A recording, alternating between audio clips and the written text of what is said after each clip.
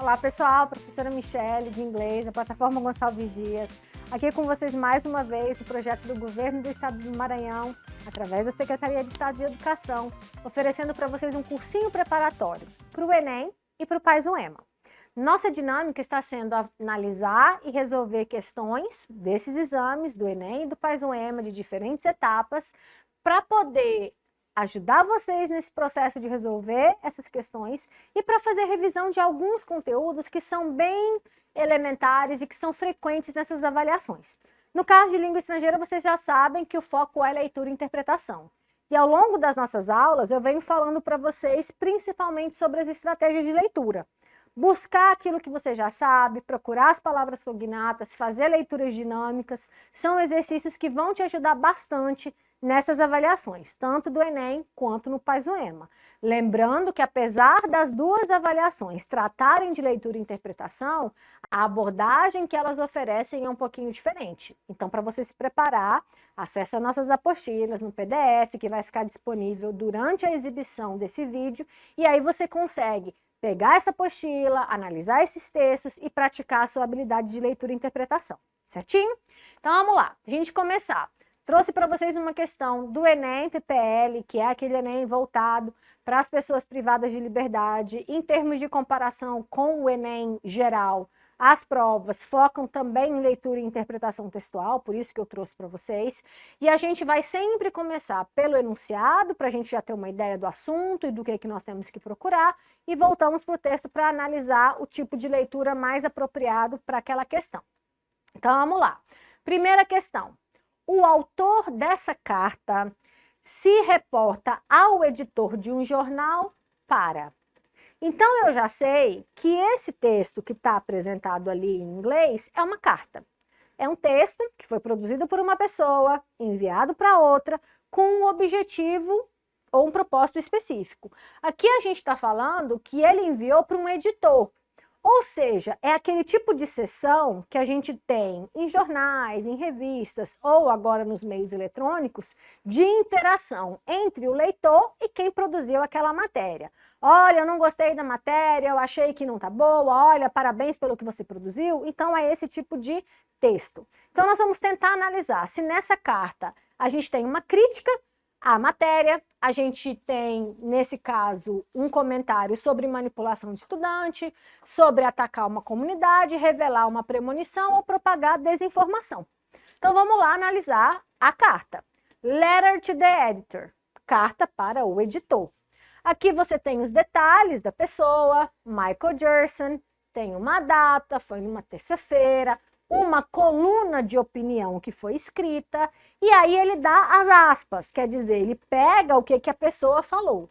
The State Laboratory of Idiocracy Strikes Again. Esse foi o título que ele observou. Did not highlight the disservice done to the black community or any other minority group affected by the white history. Então, esse texto que coloca um laboratório, o laboratório do Estado, que fala sobre a idiocracia, ataca novamente, esse artigo, na opinião dessa pessoa que se manifestou, ele não, did not, quer dizer não, destacou o desserviço que é feito, ou que foi feito pela comunidade negra ou pela comunidade afro, ou qualquer outro grupo minoritário afetado pela história branca. E esse white, observa que também está em letra maiúscula, para destacar os grupos étnicos. Aqui é a opinião da pessoa, ó. Quando você vê o texto na primeira pessoa, é a opinião daquele sujeito. I wonder about how this will manipulate the perceptions of minorities in the eyes of students. Eu imagino como que isso manipulará a percepção das minorias aos olhos dos estudantes. Então, ele está fazendo comentários em relação a um artigo de opinião que foi produzido. The misguided stereotypes, os estereótipos que são misguiados, and assumptions perpetuated by these curriculum restrictions will likely prevent Black Americans from expressing themselves safely. Então, ele está chamando a atenção para um problema, que esses estereótipos que são apresentados, ou mesmo essas suposições que são perpetuadas nesse currículo ou nas restrições que o currículo oferece, ela provavelmente vai fazer com que a população afro-americana tenha uma dificuldade de se expressar, que eles não se sintam confortáveis de se posicionar. It's plausible to assume, é plausível de assumir, de aceitar, que essa má educação, miseducation, miss é um prefixo de negação.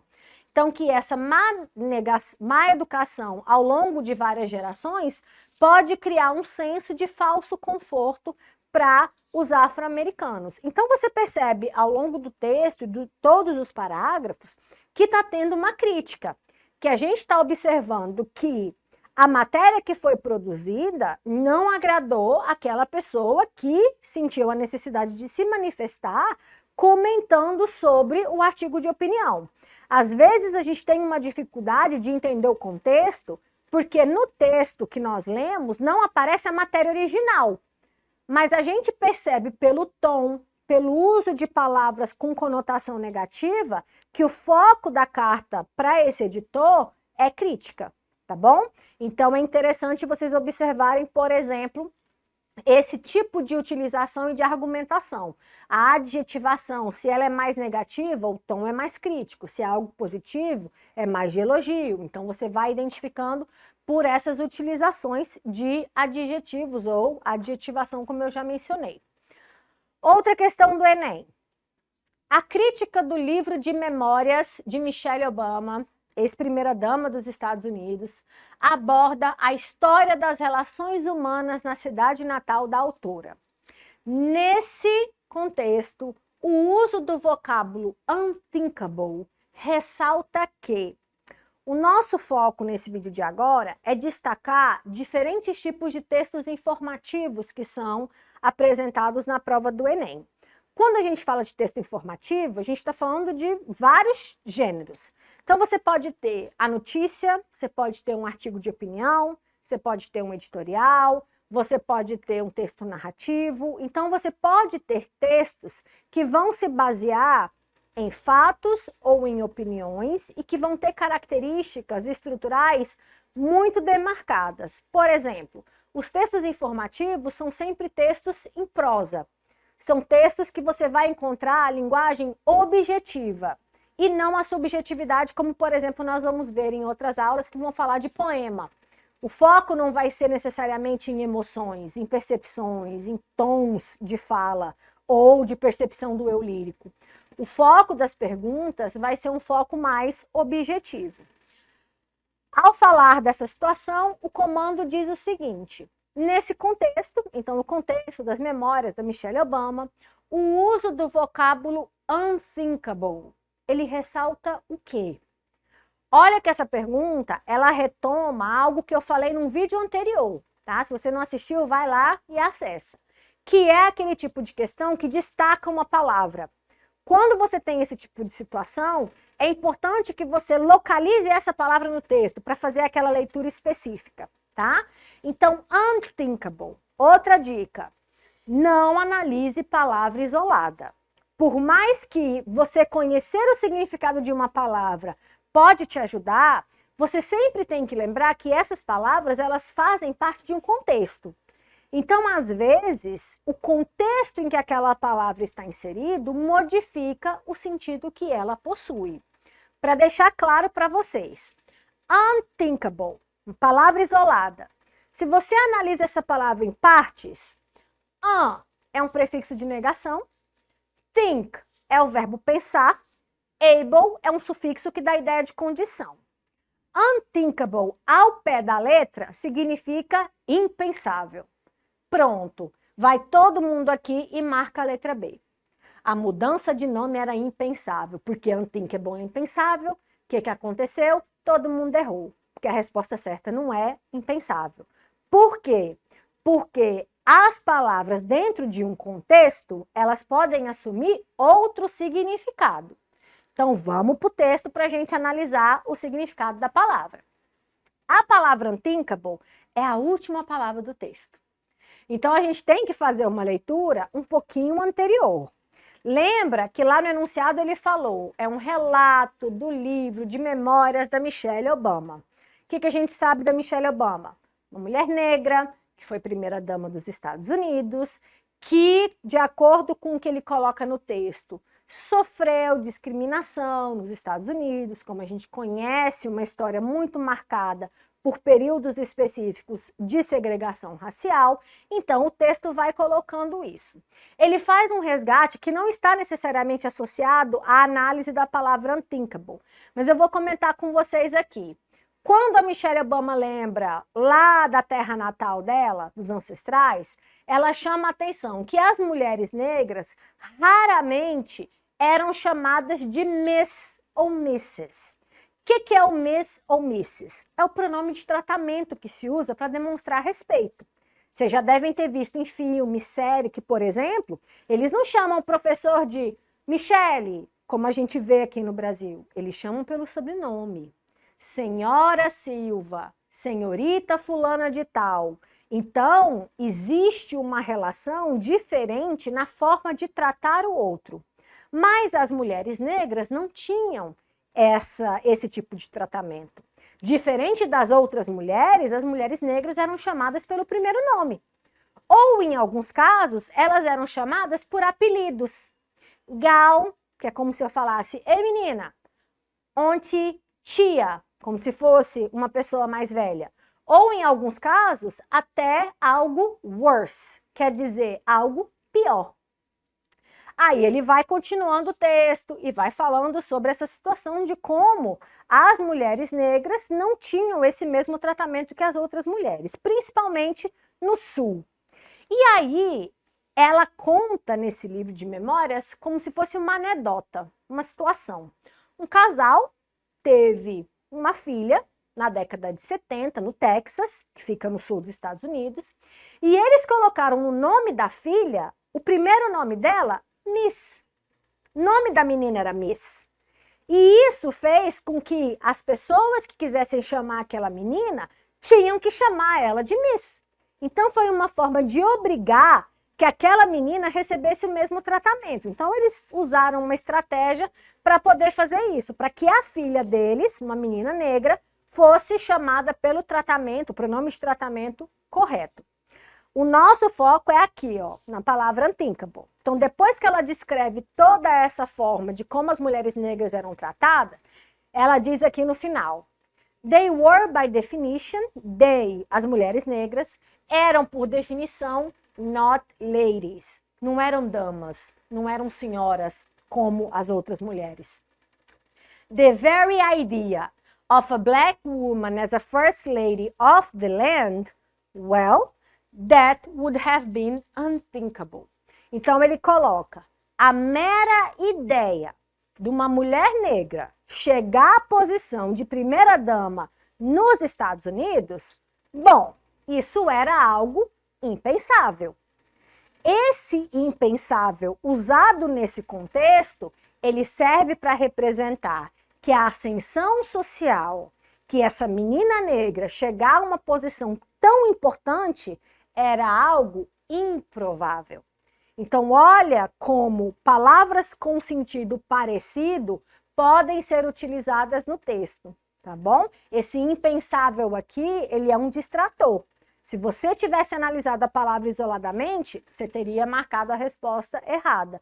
Porque no texto, apesar dele falar de nomes, o foco da questão da palavra unthinkable não era que a mudança de nome era impossível. Tanto que aconteceu uma menina negra ter o nome de Miss, tá bom? Então o foco é a ascensão social. Mais uma questão para a gente analisar também, texto informativo, só que agora o foco na UEMA. How to stop eating sugar. Como parar de comer açúcar, ou como parar de consumir o açúcar.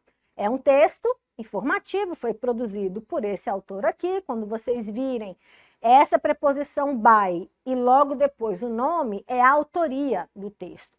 Como vocês já perceberam, os textos da UEMA atualmente são textos mais longos. Então, vou avançar com vocês aqui, vários parágrafos. Lá na apostila você consegue ver isso com calma. Olha a fonte dele, ó. New York Times. New York Times é um veículo de imprensa americano muito famoso, é um jornal, tá bom? Então, é um texto informativo. Qual é a pergunta? In the long run, eating too much sugar has become one of the biggest problems for people. Ao longo do tempo, se eu pensar, né, em um prazo extenso, comer açúcar demais ou comer ou consumir muito açúcar tem se tornado um dos maiores problemas da população ou das pessoas. Aqui a gente vê a contextualização do nosso texto. In the text, nesse texto, we can find points and counterpoints related to added sweeteners. A gente consegue encontrar no texto pontos e contrapontos, olha que são palavras que você consegue identificar porque parece com português, que estão relacionados aos adoçantes adicionados. Então, quando você pensa em algum tipo de açúcar que é adicionado ao alimento. In this question, the option in which there are one positive and one negative aspect in consuming sugar is. O que a pergunta destacou? Ponto e contraponto.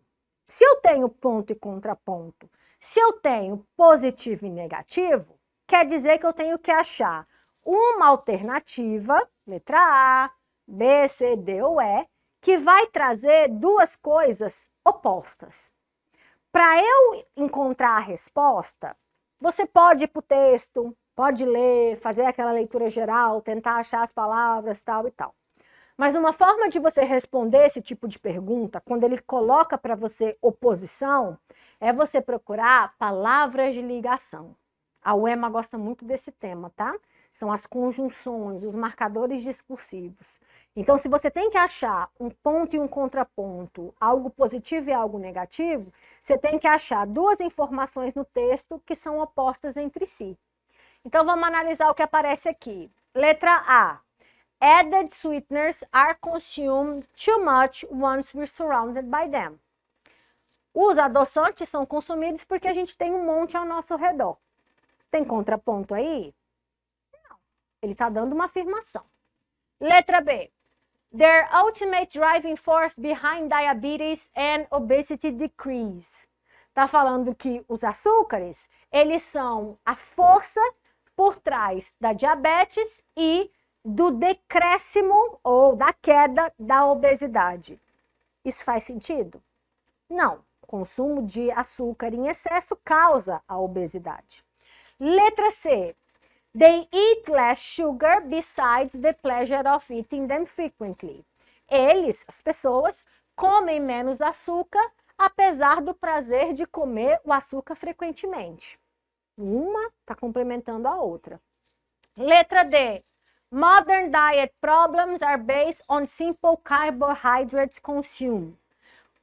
As dietas, os problemas das dietas mais modernas são baseadas no consumo de carboidrato simples. O texto citou essa referência e pode até ter colocado, mas tem contradição aqui? Tem um ponto positivo e um ponto negativo? Não tem, então você consegue descartar. Olha a letra E, a diferença dela. They're tasty and highly caloric, mas, lembra que quando a gente pensa em oposição, a gente precisa de uma conjunção adversativa.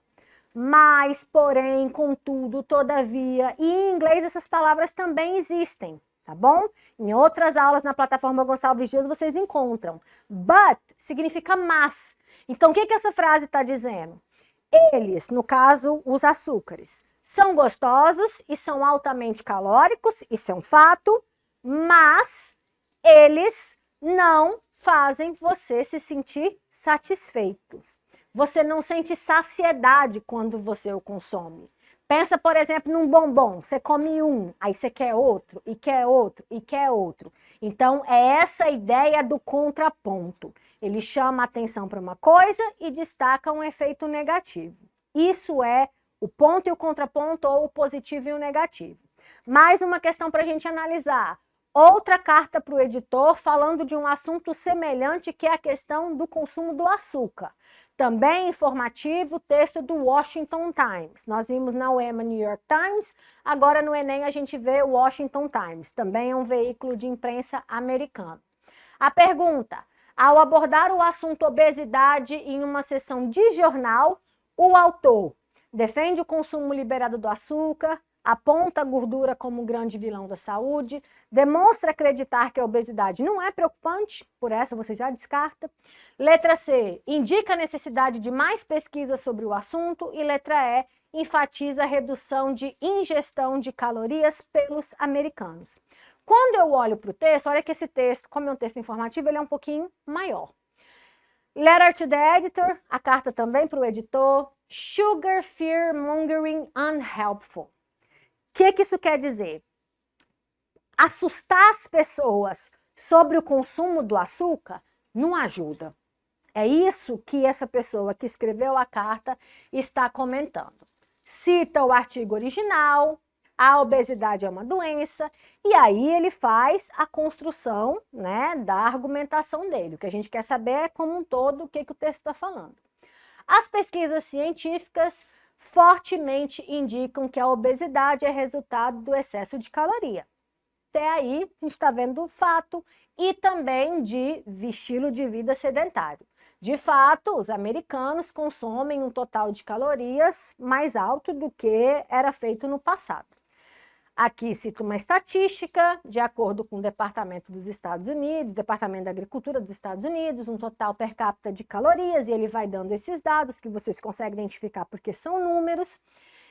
E aí ele começa a fazer a crítica dele. A vast majority of these calories, uma vasta maioria dessas calorias, vem, por exemplo, de gordura ou mesmo de farinha e de cereais. Surpreendentemente, a quantidade de calorias que vem de adoçantes, e aí ele cita açúcar, tal, vem também associado a essa questão dos carboidratos. Os americanos consumem, na verdade, o consumo que os americanos têm, na verdade, ao longo dos anos, tem diminuído, se você compara com outras décadas. E aí vem o foco da nossa questão. We need to continue to study the obesity epidemic to see what more can be done.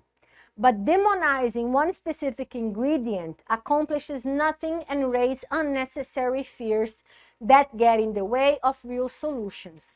O que ele diz na conclusão? Quem escreveu a resposta para o editor foi essa pessoa. Que a gente precisa continuar estudando esses casos. Porque quando você pensa nesses elementos, quando você pensa nessas pesquisas, as coisas mudam. Então, um artigo que diz que o açúcar é o vilão da história, ele pode, ao longo do futuro, ser substituído por uma outra questão. Então, o foco da nossa resposta é justamente essa necessidade de mais pesquisas. Pessoal, nós vamos encerrar por hoje e eu vejo vocês em um próximo vídeo. Até lá e bye, bye!